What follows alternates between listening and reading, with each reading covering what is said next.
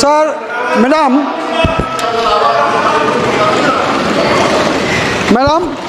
I am newcomer in this August house, but I was a member of Assam Legislative Assembly since 1985. Continue. 8 times MLA. Actually, I was MLA for 38 years, 6 months, and now I am an MP. Anibhushan Chaudhary. Sir, Madam, I must support the budget which was placed by Honorable Finance Minister, and regarding this budget, I must quote one line from the budget. AGP. I quote, Assam grapples with flood every year by the Brahmaputra River and its tributaries originating outside India. We will provide assistance to Assam for flood management and related projects. In this regard, I want to say something regarding floods of Assam, floods and erosion of Assam. Madam, the geographical area of Assam is 78,438 square kilometer. Out of this 78,438 square kilometer, flood-prone area is 31,500 square kilometer. That is 39.5% of total land of Assam is flood-prone area. Madam, if we go to the national statistics, the flood-prone area of Assam is 4 times the national mark of the flood-prone area of the country.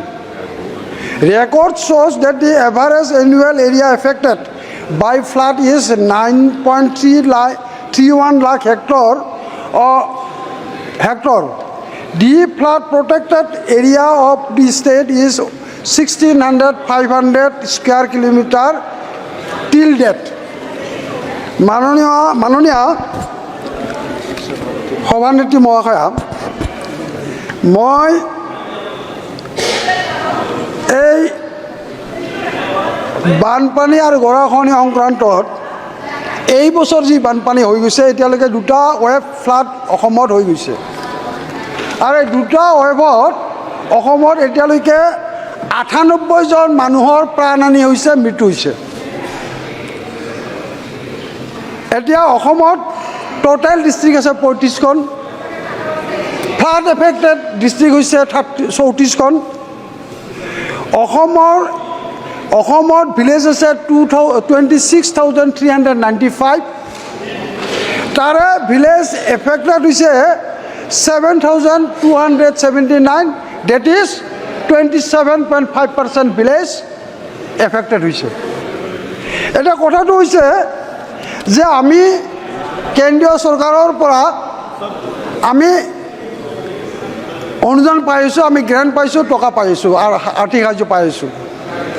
আমি এতিয়ালৈকে যোৱা কেইটা বছৰত আমি মোটামুটি 4,600 crores আমি এই বানপানীৰ কাৰণে আমি পাইছোঁ। কিন্তু আজিৰ দিনটোত অসমৰ জনসাধাৰণে এনেধৰণৰ এই 4,600 এনেধৰণে পিচমিল হিচাপে তাৰমানে কেন্দ্ৰীয় চৰকাৰৰ পৰা টকা পোৱাটো বিচৰা নাই। আজিৰ দিনটোত অসমৰ জনসাধাৰণে বিচাৰিছে যে অসমৰ যিটো বানপানীৰ সমস্যা, এইটো চিৰদিনৰ কাৰণে এই সমস্যাটো সমাধান হওক, তাকে আজিৰ দিনটোত অসমৰ জনসাধাৰণে বিচাৰিছে। আৰু মই এটা ৰিজনেল পাৰ্টি অসম গণ পৰিষদ দলৰ প্ৰতিনিধি হিচাপে মই আমাৰ দলৰ স্থিতি তথা অসমৰ জনসাধাৰণৰ যিটো তাৰমানে মতামত, এই মতামতটো মই আপোনাক অৱগত কৰিব বিচাৰিছোঁ। এতিয়া আমি বিচাৰিছোঁ যে অসমৰ আজিৰ দিনটোত যে আমাৰ মাননীয় মুখ্যমন্ত্ৰীয়ে বিচাৰিছে, মাননীয় মুখ্যমন্ত্ৰীয়ে টুইট কৰিছে যে আমি 4600 টকা পাইছোঁ, কোটি টকা পাইছোঁ, কিন্তু এইটোৱে তাৰমানে এনেধৰণে আমাৰ সমস্যাটো সমাধান নহ'ব।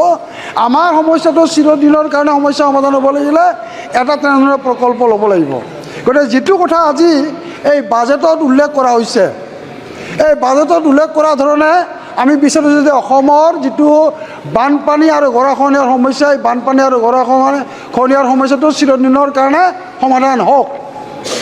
আৰু ইয়াৰ কাৰণে আমি বিচাৰিছোঁ কি, যে ইয়াৰ কাৰণে তাৰমানে comprehensive project, comprehensive solution, embankment strengthening, watershed management, river training, enhancing of depth of Brahmaputra, এই জাতীয় বস্তুবিলাক মই আমাৰ অসমত হোৱাটো আমি বিচাৰিছোঁ। সেইকাৰণে আমি আপোনাৰ জৰিয়তে মাননীয় প্ৰধানমন্ত্ৰী ডাঙৰীয়াক আমি অনুৰোধ কৰিছোঁ, বিভাগীয় মন্ত্ৰীক আমি অনুৰোধ কৰিছোঁ যাতে এই অসমৰ বানপানীৰ গৰাখহনীয়াৰ সমস্যাটো স্থানীয়ভাৱে সমাধান কৰাৰ স্বাৰ্থত এখন উচ্চ পৰ্যায়ৰ কমিটি গঠন কৰি টেকনিকেল পাৰ্চনৰ জৰিয়তে কমিটি